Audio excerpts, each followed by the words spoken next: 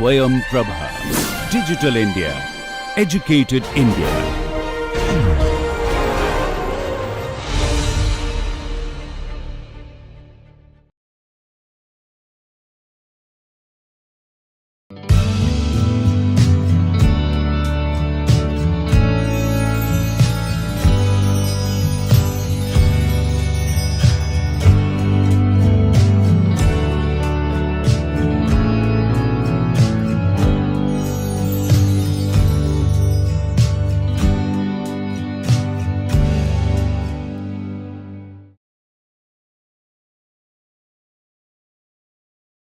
Welcome back to this particular class where we will be talking about DMQ, that is the Dutch Musculoskeletal Questionnaire. In last class we talked about NIOS survey for the musculoskeletal disorder, and this is another survey which can be taken up to understand or to get the prevalence data in different dimension through this particular questionnaire. So, let us understand it. So, the Dutch Musculoskeletal Questionnaire allows to measure work related risk factors and symptoms. Very similar, however the questionnaires types are little different. Okay. So, it helps you to understand or measure, technically we call it measurement. Okay. So, maybe in scale, okay, to measure the work related. So, here it is very important, the Dutch Musculoskeletal Questionnaire is very specific to work related musculoskeletal discomfort. So, it measures in worker population, it measures in quick yet standardized way, because it is very easy, quickly we get the data, but it's standardized process. The standard version of questionnaire has two versions, one is short version, another is large version. So, one is 9 pages with around 25 questions per page, and each questions to be filled by the worker, and it may take around 30 minutes. So, it is little lengthy. And another version is there which is short version we call it. It is only 4 pages, and it is an extended version, that is the more than 9 pages, that is the 14 pages. So, standard one is 9 pages, the short version is 4 pages, and the larger extended version is of 14 pages. Now, question is which one you are going to use. It absolutely depends, as I keep on saying this, that it's not defined, right. So, it absolutely depends that what is your interest, what is your research objectives or research questions. So, before you introduce any one of them, first you need to read them through, you need to understand what are the varieties of information that you are going to get from these 3 types, and based on that you can use that which one is suitable to you, and you can use any one of them, but the pattern is quite similar. The questionnaire seeks to obtain a simple representation of relationship between work task, okay, and musculoskeletal symptoms. Work related musculoskeletal systems are seen as results of high internal physical loads which is caused by poor posture, movements and forceful exertion. These are the 3 major occupational factors. One is poor posture, movement and forceful exertion. Now, here question is, if you use Dutch Musculoskeletal Questionnaire and you found that yes, there is a problem and problem is connected to posture, then you may take a decision that would you like to go for posture evaluation or not. So, it is a preliminary tool, but it gives you a direction that where how you can take your research further. Other factors, it's not only these 3 occupational factors, other factors may be some working condition, maybe extreme environment, maybe lot of noise, maybe vibration, individual factors like gender, age, presence of pregnancy and many other things, psychosocial aspects and the lifestyle. Okay, these are also kind of influencing factor, and that we will get an understanding how MSD is associated with these factors. So, from Dutch Musculoskeletal Questionnaire we get these kind of information. So, questionnaire includes some sections. We will take those sections one by one.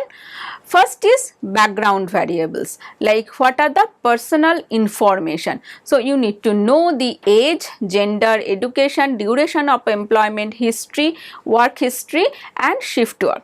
So, you can understand how many variables from the first portion, first section of your survey. You have 6 total variables, right? Age, which is very important, which is very much connected or influencing factor of musculoskeletal disorder, gender, education, duration of employment, work history, shift work. Then we get an understanding about the task, prevalence rates and perceived heaviness of task demand. So, it is not only we talk about the task, we describe the task, we take an understanding that how heavy that task is. So, that type of information also we get from this particular questionnaire. So, we get the perceived heaviness of the task. Musculoskeletal workload like posture, forces and movement. Also, we get information about the work pace. Okay, what is the pace? Mainly it is the perceived pace and the psychosocial working condition, like how do I feel the demand, control and autonomy, because you understand musculoskeletal disorder is not only the response of physical discomfort. Okay, it is very much connected with your psychosocial aspect.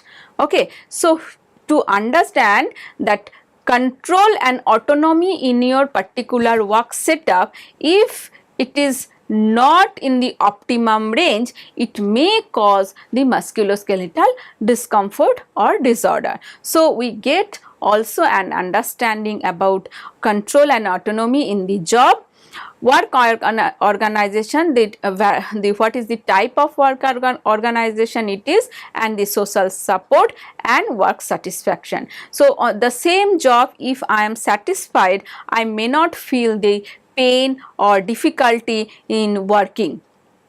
Whereas the same job, if somebody is not liking, is not satisfied to him or her, he or she may find lot of body ache, maybe neck pain, elbow pain, trunk pain and many other things, right. So, these are the variables, major 4 variables from the work pace and psychosocial working condition. Also, we get an understanding about the health, that is the musculoskeletal disorder, and more detailed symptoms. We talk about lifestyle, that section is also present, and perceived bottlenecks and ideas for improvement. So, here it is more participatory in nature, right. So, you get responses or we get suggestions from the participant, from the subject. So, suggested by the workers themselves. So, they suggest that what are the bottlenecks are present in this particular activity, or what are the varieties of things are possible, they feel that it will improve the situation. So, you get lot of participatory approach from this particular survey or particular questionnaire. So, musculoskeletal workload, that is the posture, force and movement, is addressed in 63 questions In total 63 questions. These questions are categorized into again 7 indices and 4 separate questions. First one is the force exertion, dynamic load, static load, repetitive load, ergonomics environment, vibration and climate. Now here you can understand how detailed it is. Maybe in a particular set you have only the force as a factor along with vibration. Maybe rest other factors are not present or present at the negligible rate. Okay, so when you talk about the intervention, when we talk about the starting your design process, you can have very detailed idea that what are the impacting factors and where do you start your design intervention, right. So this particular tool is very helpful in that particular cases. So we have 7 indices: force exertion, dynamic load, static load. So dynamic load separately, static load separately, repetitive load, ergonomics environment, vibration and climate. Everywhere you have number of questions. In total we have 63 questions. So that's why I suggest everyone should download this Dutch Musculoskeletal Questionnaire and you should go through it. Now let us understand the content of each indices. Now when we are talking about force exertion, we are going to talk about lifting, carrying, pulling, pushing, forceful movement with your arm, high physical exertion, lifting in unfavorable posture. So here force exertion is associated with the posture. So lot of questions are associated with such factors. So all these factors are going to get evaluated under force exertion and we are going to get those indices, right. Then dynamic load. When we are talking about dynamic load, so trunk movement. So what is the kind of movement it is? It is extension, flexion, twisting, side bending, what it is. Okay, so all these factors. So trunk movement mainly we will be talking about. In static load, of course, if it is less bending, however holding for longer hours, right. Twisted trunk posture. So it is twisted. Suppose I am away from my midline, body midline, but I am holding, it's not maybe 10 degree or maybe 6 degree or 7 degree. However, I am holding it for 3 hours. Now definitely that is going to give you lot of stress on your trunk muscles, right. So understanding those static load again is going to give you a direction, how do you modify it, how do you intervene it. Then repetitive load. So working in the same posture, making the same movement with trunk, arm, hand, wrist, legs, making all small movements with fingers, all those things comes under repetitive movement. Ergonomics environment, so available working space, no support, maybe the floor is very slippery, uneven, so they are falling. Trouble with reaching things with tools, not enough room to perform. So maybe I am working here for a particular tool, I have to reach 2 meters, always I have a difficulty, or I am bending myself to get those things. So such factors are considered here. Vibration, definitely either whole body vibration or hand arm vibration, that we are going to get an understanding in this particular section.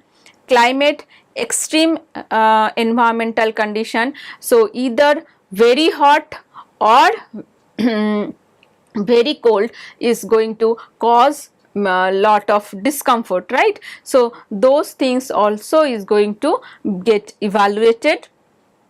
Uncomfortable posture, sitting at in different rate, standing, walking, all those things also we need to get, we get an understanding about this factor in this particular the 7 indices, okay, 63 questions. Now moving forward, we will give some more introduction about this, that how we are going to use this. So we have 63 questions, 7 indices, right? Now how do we introduce them? So these questions are formulated to indicate the presence or absence of exposure. Vibration is there or not? Extreme climate is there or not? So if not, formulate the amount of discomfort caused by the exposure, then you can ignore.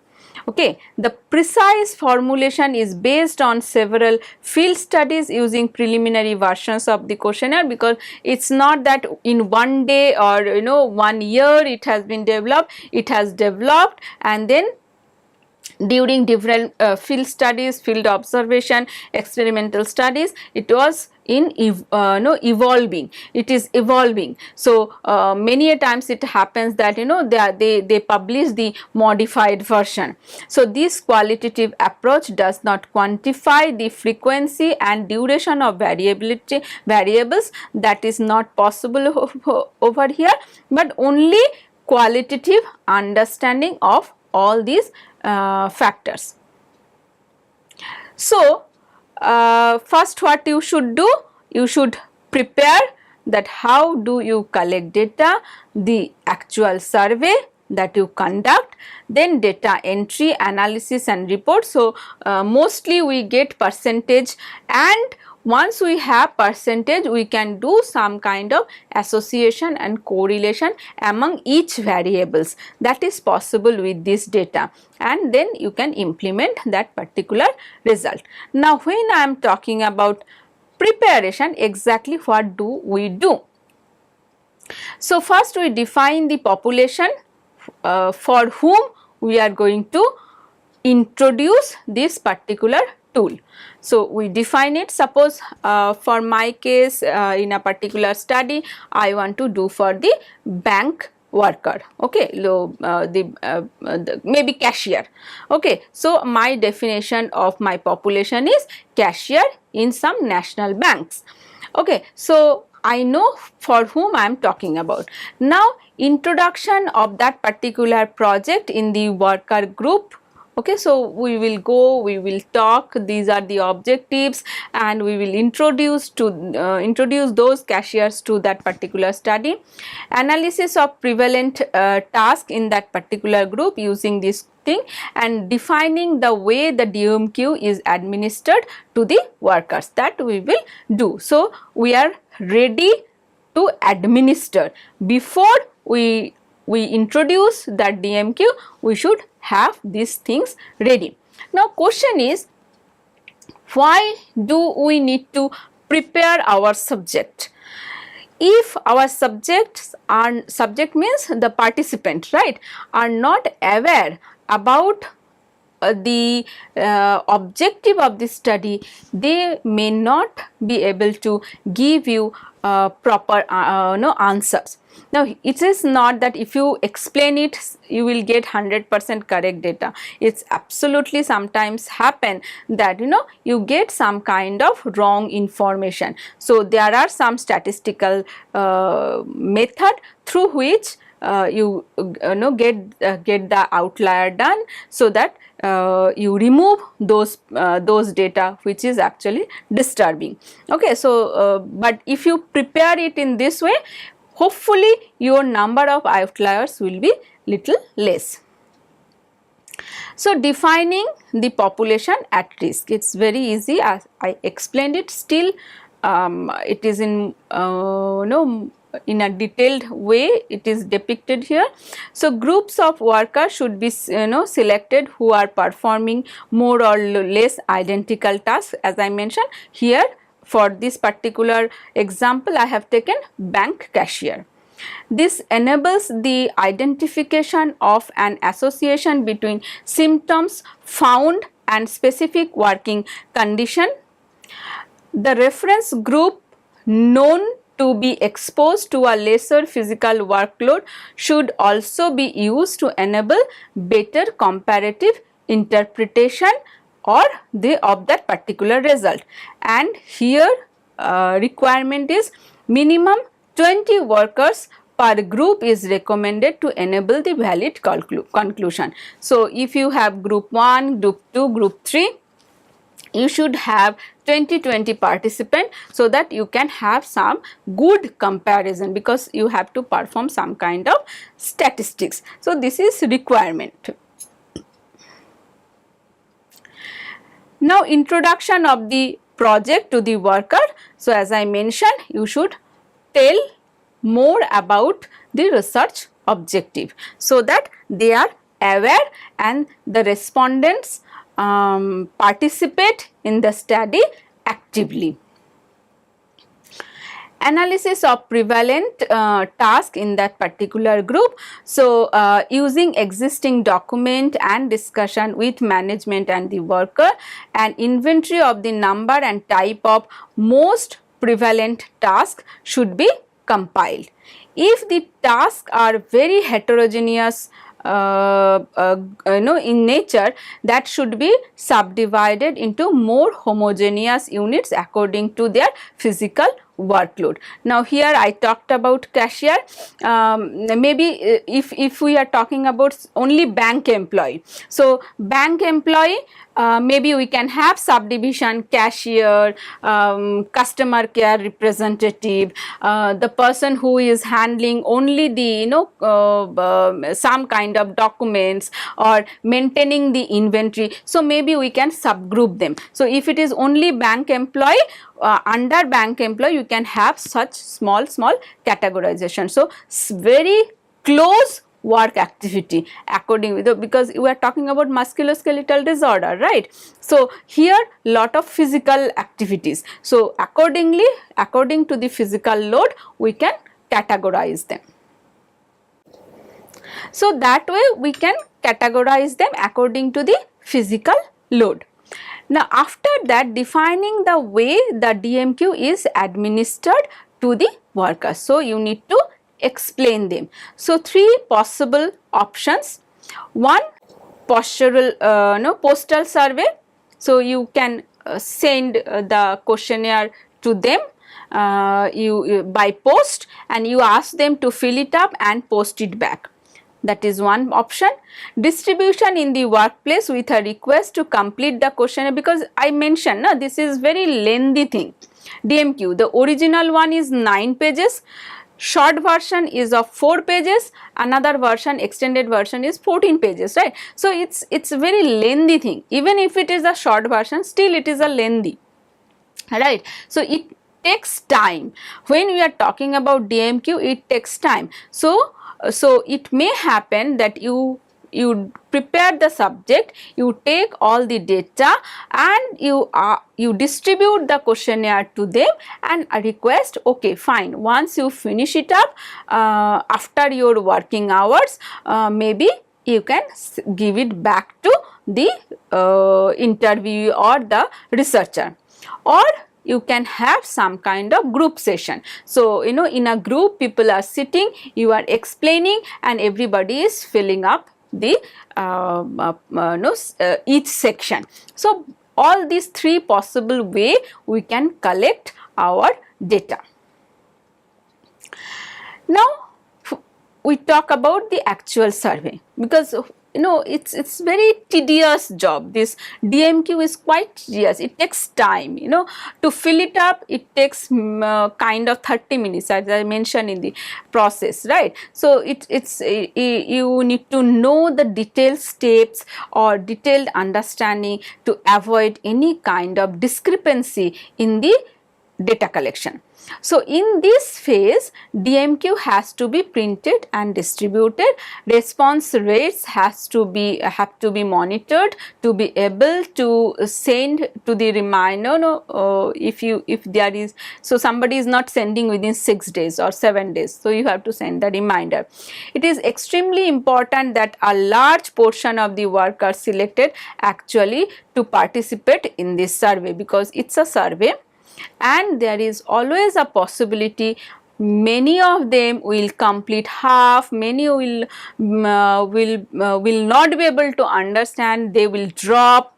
Okay, so it is always if you target 20 data, actual maybe you have to distribute among 40 or 50.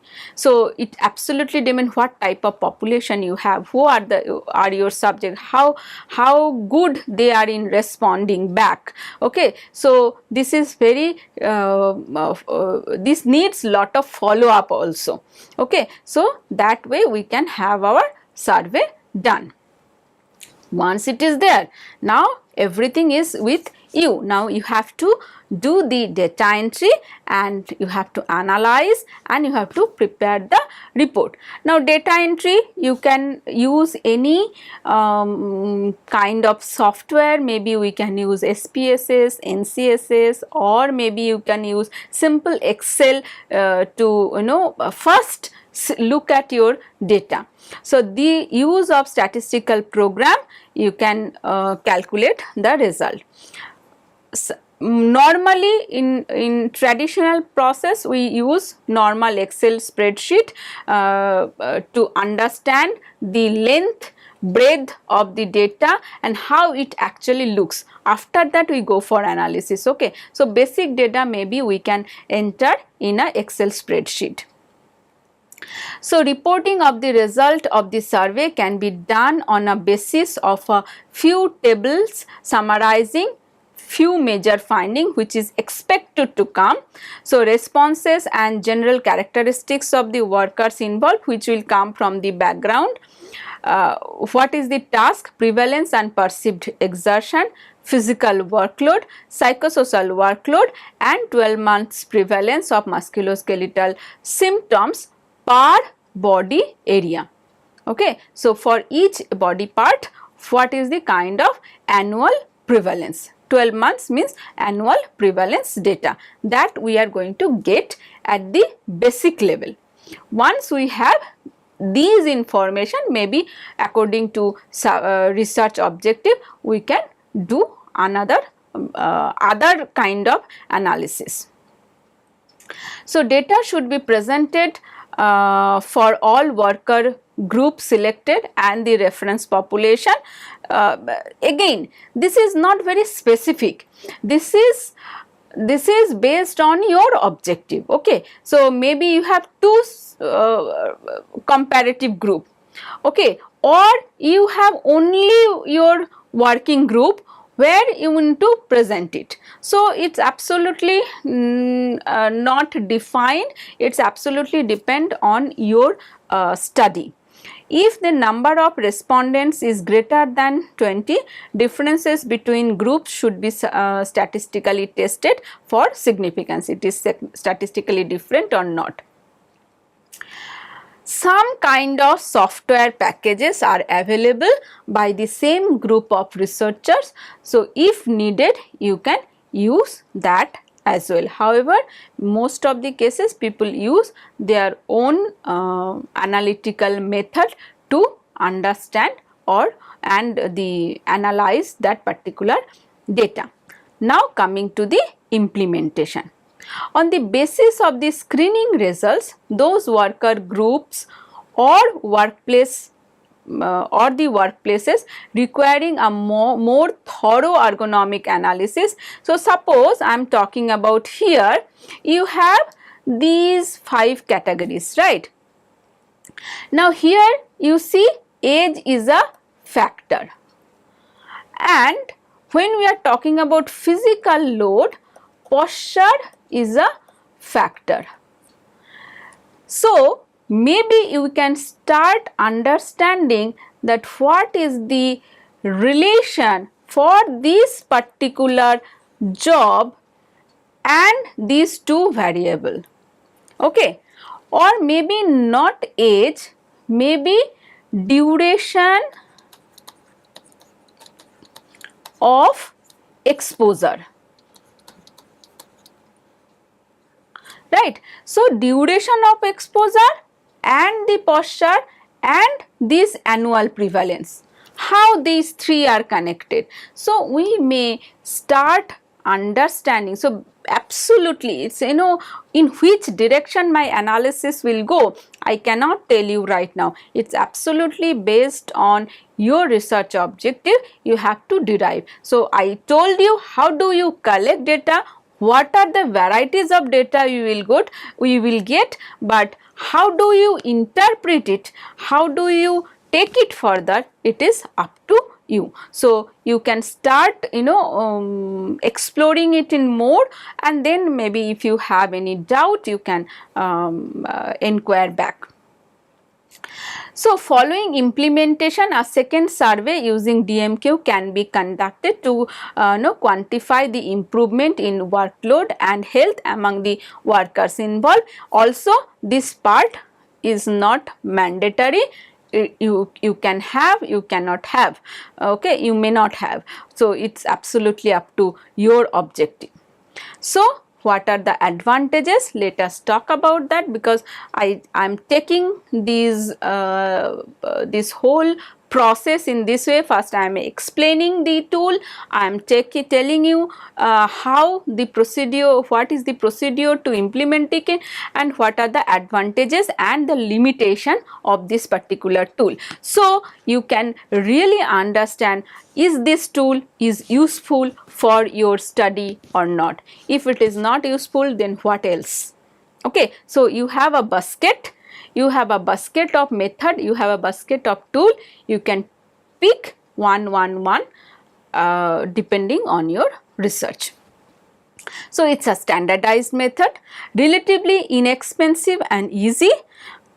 I said inexpensive depending on what kind of expense you are talking about, okay. As it is a simple pen and paper method, that is why it is inexpensive. Broad comprehensive overview of possible risk factors and morbidity, no technical equipment it is required, input from workers themselves, helps to understand the participatory approach and can be used to evaluate the effect of solution implemented. These are the advantages.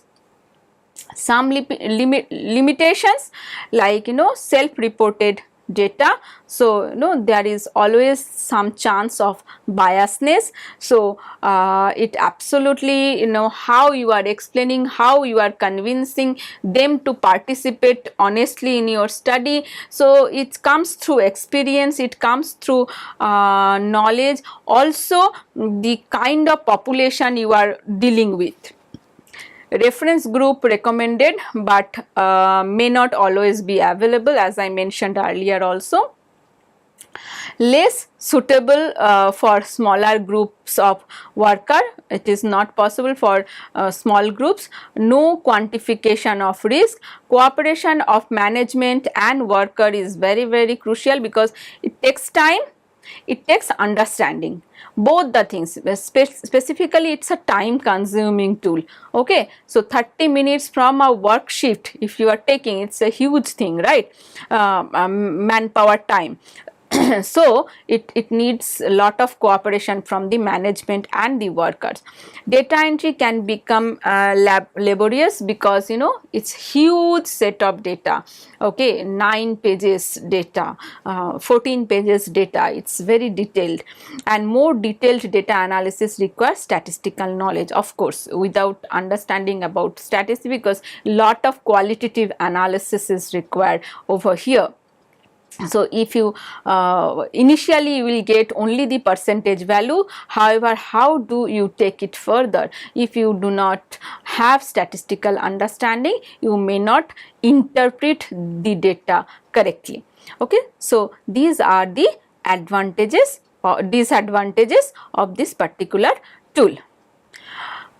when we are talking about standard and regulation, DMQ can be used to comply with the need for the employers to carry out a risk assessment of physical working condition. So management can use it, and it should be stressed that DMQ survey is only a tool to set priorities.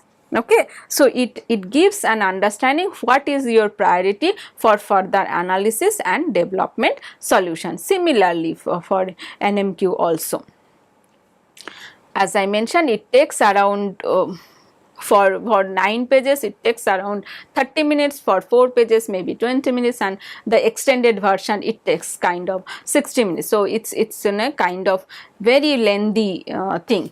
It depends in particular on an educational background of the worker. So NEOS survey that you can use for any variety of population, maybe layman, maybe very extreme educated person, low socioeconomic background, high socioeconomic, everywhere you can use NEOS survey. However, for DMQ you need some kind of minimal requirement of literacy and education and all those things, because they have to respond it. Okay, so it depends. So the background is important. For the workers with less education, maybe we recommend that short version you can use. However, there may be some difficulty to administer.